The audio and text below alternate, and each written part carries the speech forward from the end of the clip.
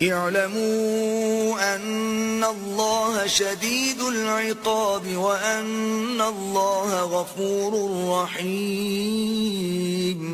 جان رکھو کہ اللہ سخت عذاب دینے والا ہے اور یہ کہ اللہ بخشنے والا مہربان بھی ہے. ما علی الرسول الا البلاغ واللہ یعلم ما تبدون وما تکتمون.